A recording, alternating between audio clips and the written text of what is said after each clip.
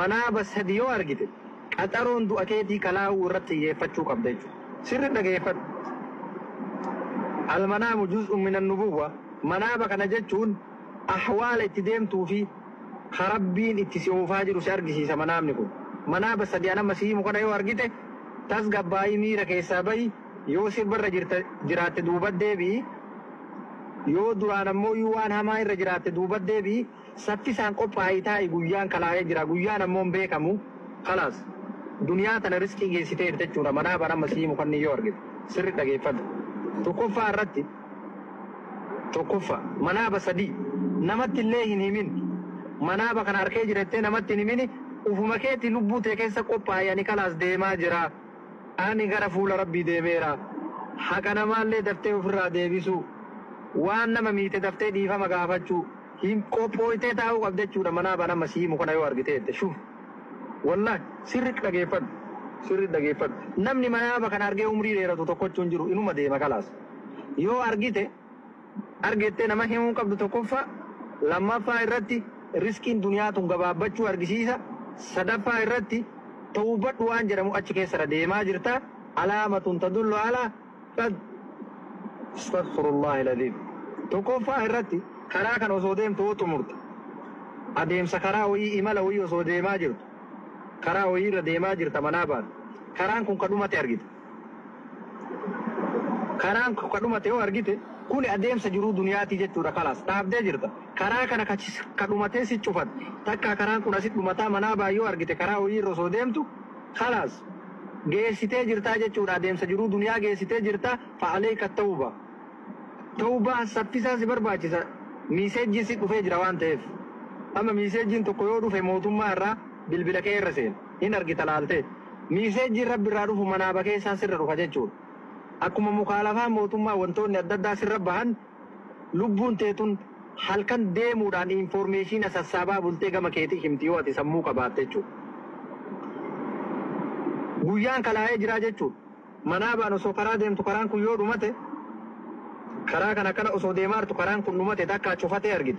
Kalaas yoo si cufatellee jiruun duniyaa dhaabatteerti jechuudha achi kalaas adeemsa jiruu duniyaati kalaas karaan ati argite kun yoo karaan kun zalaaqii ta'ee kasiin deemu ta'e yeroo dheeraa qabda deemaa jirta jechuudha garuu yoo si cufate kalaas dhiisi duniyaa tana yaada duniyaa dhiisi gara ibaadaa deebi'i jechuudha manaaba tokko lammaffaa manaaba lammaffaa nyaata tokko osoo nyaattu saanii irraa haa ta'u nyaata osoo nyaattu nyaata san yoo fitte guutumatti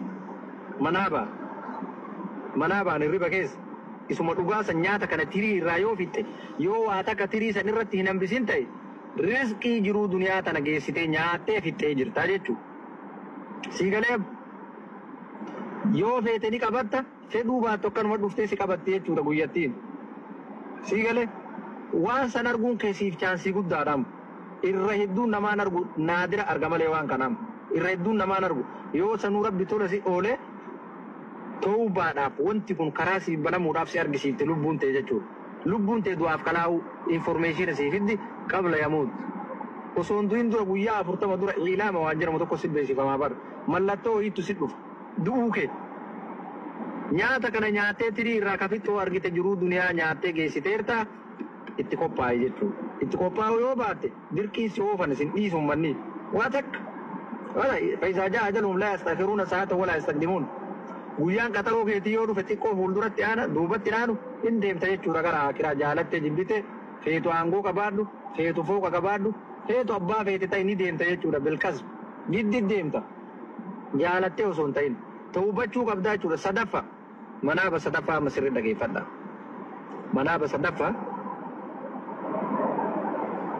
sadaffaa namni du'ee qabrii keessa jiru.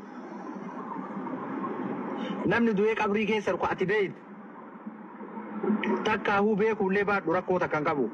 Namnummaan du'e qabrii keessaa koottu jedhee yoo si'aam. Namni du'e kun akka hedduu si dhufu. Yoo akkatti deemee si dhufee waa si gaafate sadaqaa sirra barbaadu.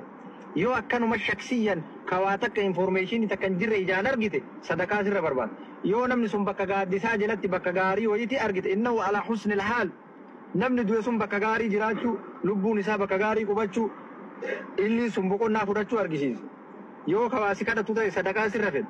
garuu kanaan ala yoo kasiyaamu ta'e ta'al jedhee ribaa yoo kasi utaalchisu ta'e namni du'e tokko ka qabrii keessa jiru wa innaa inshaa Allahu bikum laahiquun bakka yoo rabbi fedhe fakkeenyaaf namni tokko qabrii bira hodhaku maal jedha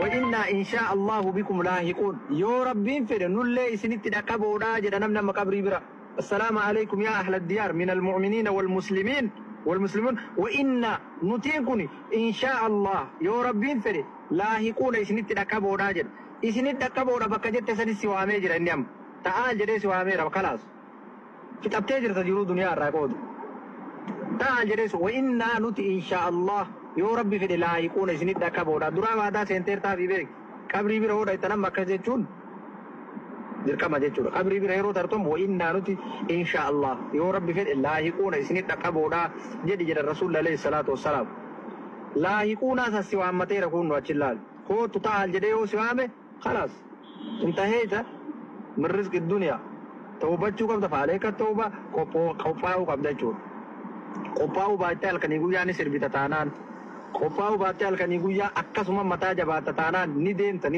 jechuudha فإنك على موعد الله بيلما ربي سيكو دي سائرت دايته أكي ربي وليهم تجوري يقاسين دي كاسين دي